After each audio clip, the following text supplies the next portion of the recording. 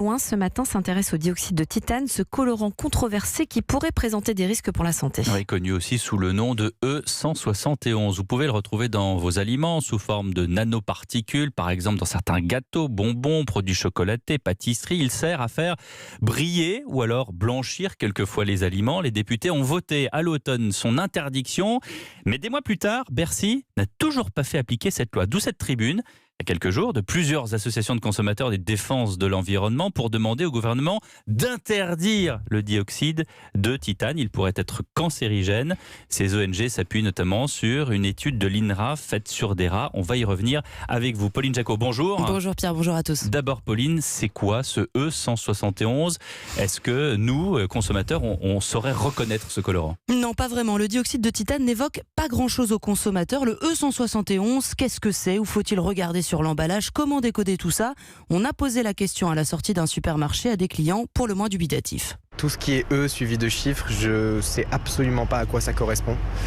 Ni le E, ni le nombre qui vient derrière. J'aimerais bien savoir pour le coup, j'aimerais bien savoir ce que j'achète. J'aimerais être au fait justement de ce que j'achète, savoir ce qui est nocif ou pas, mais franchement je le sais pas du tout. J'ai une vague idée, je me suis penchée sur la question par-ci par-là, mais j'avoue que je ne sais pas ce que ça veut dire. C'est vaguement décolorant et autres produits pas très sains. Ça, c'est sûr.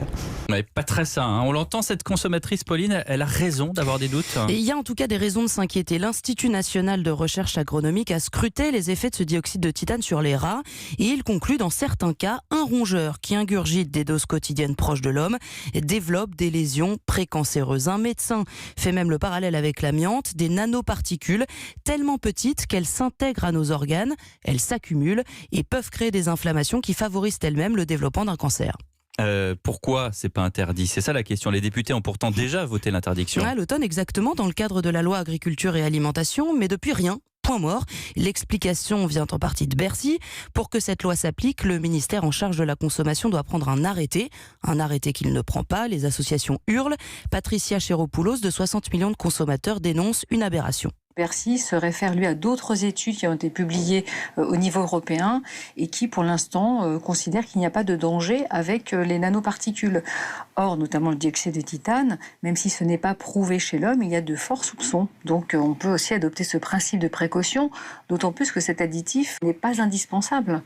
Il sert simplement à faire joli, à rendre plus blanc et plus brillant certains aliments, comme les bonbons. Ce qui nous ennuie d'autant plus, c'est que ce dioxyde de titane est utilisé donc dans des aliments comme les bonbons, les gâteaux, qui sont notamment à destination des enfants, donc des organismes encore plus fragiles. Il ne faudrait peut-être pas attendre que des preuves soient donc montrées chez l'homme pour agir. Il y a donc, vous l'entendez, des réticences du côté de Bruxelles. Et Bercy utilise cet argument européen, Pauline, pour jouer le statu quo. On ne va pas décider tout seul d'interdire le dioxyde de titane. Le message du côté de Bercy, en résumé, c'est impossible de faire sans l'Europe. Faux, répondent certains partisans de cette interdiction. Ça a marché avec le paquet neutre, par exemple. Pourquoi pas avec le E171? Bercy dit avoir demandé l'an dernier aux industriels de réduire leur dose de nanoparticules.